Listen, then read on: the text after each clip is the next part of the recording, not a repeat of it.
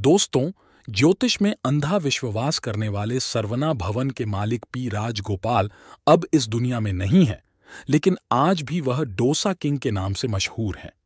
South Indian dosa और इडली से सभी का दिल जीतने वाले राजगोपाल को क्या पता था कि उनका ज्योतिष पर विश्वास एक दिन उन्हें हत्यारा भी बना देगा। अदालत ने उन्हें कत्ल के जुर्म में आजीवन कारावास की सजा सुनाई थी। सरवना भवन में डोसा और इडली खाने जाते समय शायद ही आप ये सोचते होंगे कि इस रेस्टोरेंट का मालिक किसी की हत्या भी कर सकता है।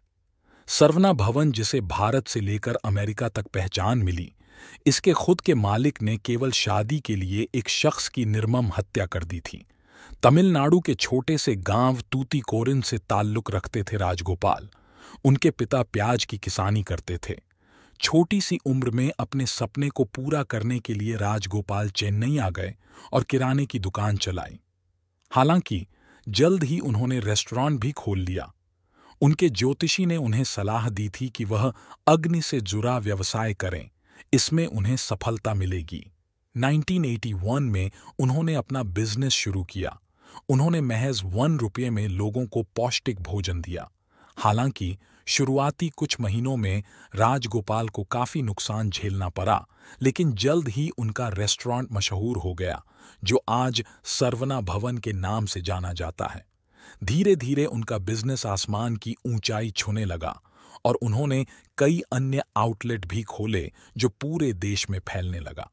2000 में उन्होंने दुबई में अपना सबसे पहला इंटरनेशनल आउटलेट खोला। इसके बाद यह धीरे धीरे अन्य देशों में भी फैलने लगा। राजगोपाल भगवान मुरुगा के प्रबल भक्त थे। उन्होंने मंदिरों, विशेषकर मुरुगा मंदिरों के लिए उदारतापूर्वक योगदान भी दिया था। राजगोपाल ने अपनी बायोग्राफी वेट्री मीधु आसाई विथेन में बताया था कि उन्होंने अपने ज्योतिषी की सलाह पर रेस्टोरेंट शुरू किया था। उनके ज्योतिषी ने देश के सबसे अमीर लोगों में से एक बनने के लिए जीवा ज्योति से शादी करने की सलाह दी थी। बता दें कि राजगोपाल की पहले ही 2 पत्नियां थीं। जीवा ज्योति सरवना भवन की चेन्नई शाखा में एक असिस्टेंट मैनेजर की बेटी थी। राजगोपाल अब इससे शादी करना चाहता था, लेकिन वह किसी और से प्यार करती थी और राजकुमार संतकुमार से ही उसने शादी की। इस दौरान राजगोपाल ने उसे कई धमकियां भी दी थीं। अक्टूबर 2001 में अचानक से दंपति का अपहरण कर लिया गया और संत कुमार की हत्या कर दी गई। उसका बॉडी फॉरेस्ट डिपार्टमेंट के ऑफिशियल्स को 31 अक्टूबर को कोडाइकनाल में टाइगर चोला फॉरेस्ट्स के अंदर से मिला था। जब पोस्टमार्टम रिपोर्ट सामने आई तो पता चला कि संत कुमार की मौत गला घोंटने के कारण हुई थी। 2004 में चेन्नई की एक सेशंस कोर्ट ने राजगोपाल और 8 अन्य को गैर इरादतन हत्या के लिए 10 इयर्स की कठोर कारावास की सजा सुनाई। राजगोपाल ने मैड्रास हाई कोर्ट में अपील की। हाई कोर्ट ने 2009 में उन्हें लाइफ इम्प्रिजनमेंट की सजा सुनाई। इसके बाद राजगोपाल ने सुप्रीम कोर्ट में अपील की और 2019 मार्च में सुप्रीम कोर्ट ने हाई कोर्ट के ऑर्डर को बरकरार रखा।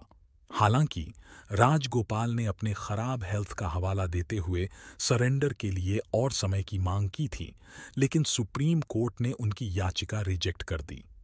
राजगोपाल चेन्नई के स्टैनली हॉस्पिटल के जेल वार्ड में भर्ती थे। उन्हें ऑफिशियली तौर पर पुजहाल जेल अथॉरिटीज को सौंप दिया गया था, जहां उनकी दिल का दौरा पड़ने से मौत हो गई। एक बात सबके भले के लिए बोल दे कि किसी भी अंधा विश्वास को इतना न माने कि उसके लिए आपको कोई क्राइम करना पड़े। तो आज हमने सरवना भवन मर्डर मिस्ट्री के बारे में जाना। अगर आपको वीडियो पसंद आया तो हमारे चैनल थ्योरी ब्रेकर को like, comment, share and subscribe करें।